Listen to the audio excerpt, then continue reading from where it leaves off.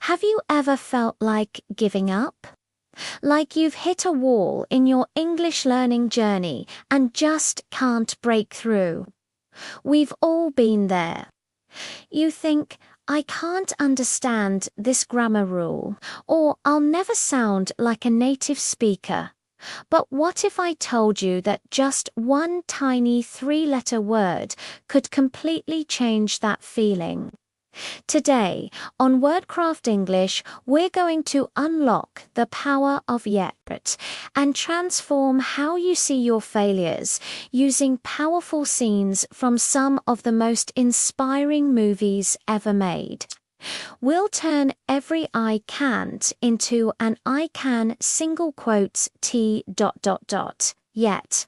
Let's get started. The word yet is a game changer. It's a small word with a massive impact on our mindset. When you say, I can't do it, it feels final, like a closed door.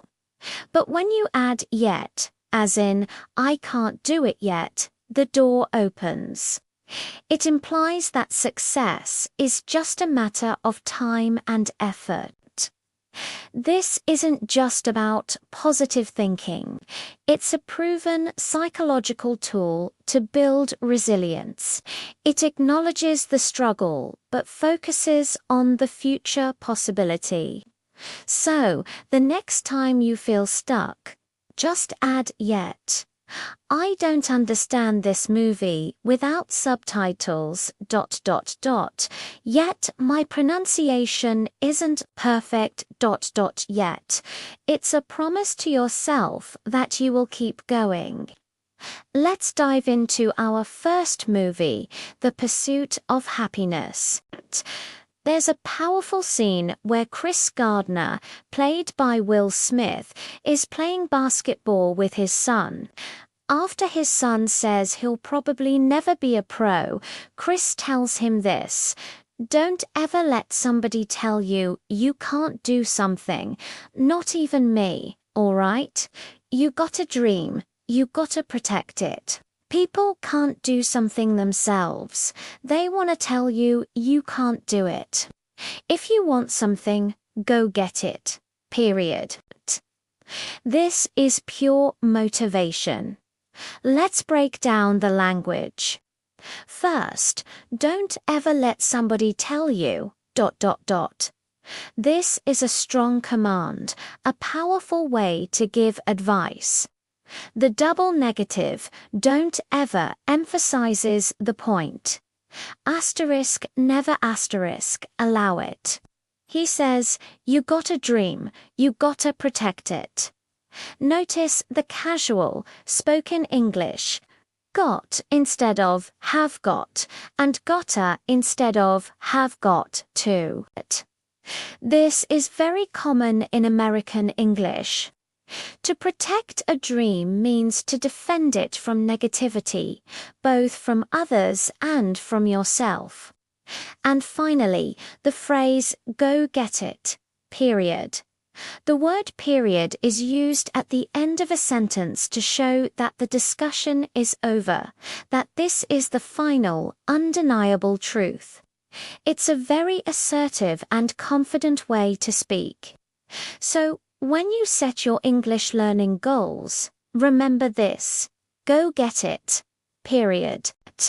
Now, let's move from protecting a dream to fighting for it with our next film, Rocky Balboa. Rocky is a symbol of resilience, of someone who gets knocked down but always gets back up. In a famous speech to his son, he says, it ain't about how hard you hit.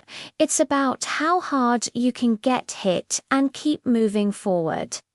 How much you can take and keep moving forward. That's how winning is done.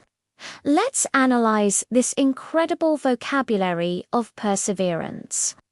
First, it ain't about ... Ain't is very informal slang for is not or are not, while you shouldn't use it in formal writing. You'll hear it all the time in movies and music. The key phrase here is keep moving forward.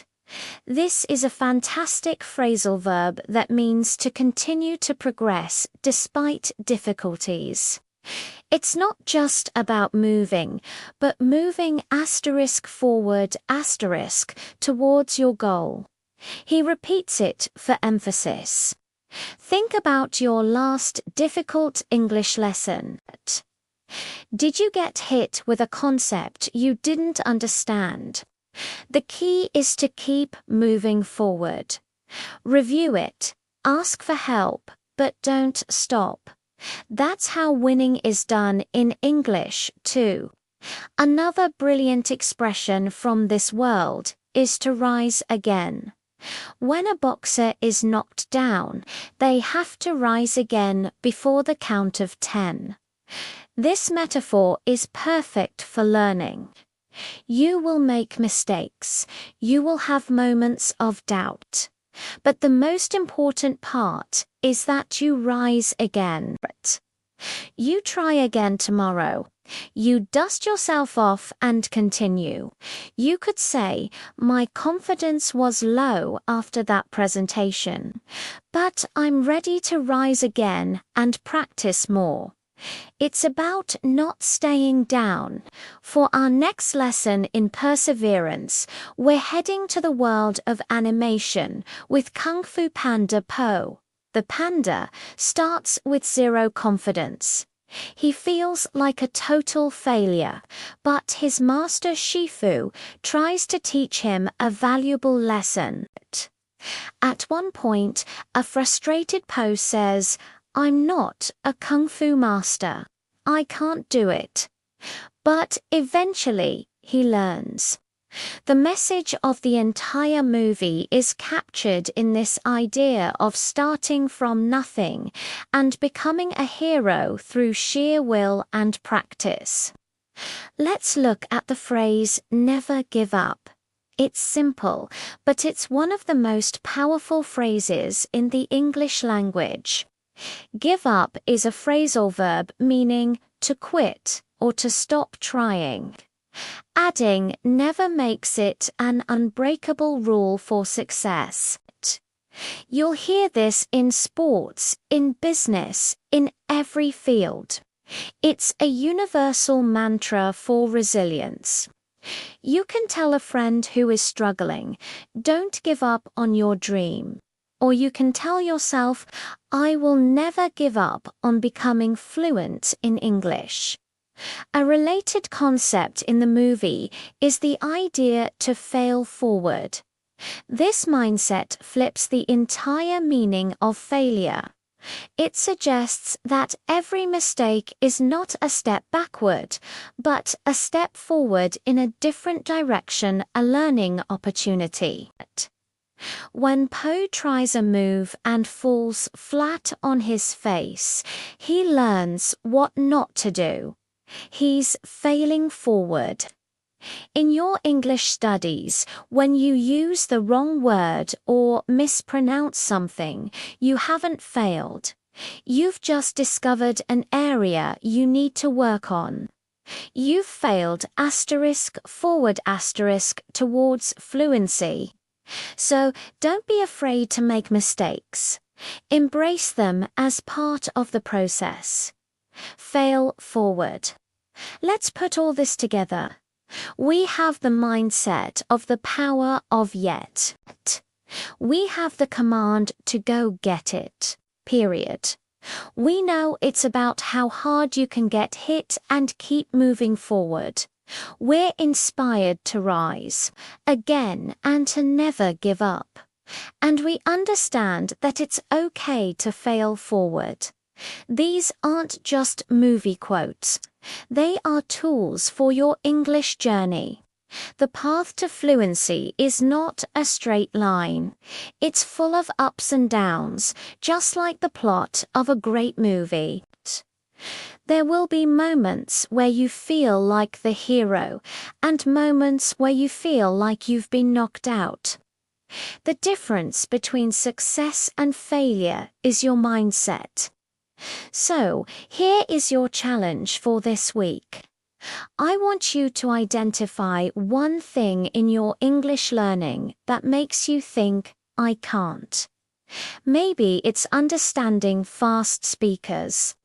Or maybe it's using the present perfect tense correctly. Now, I want you to rephrase it. Write it down.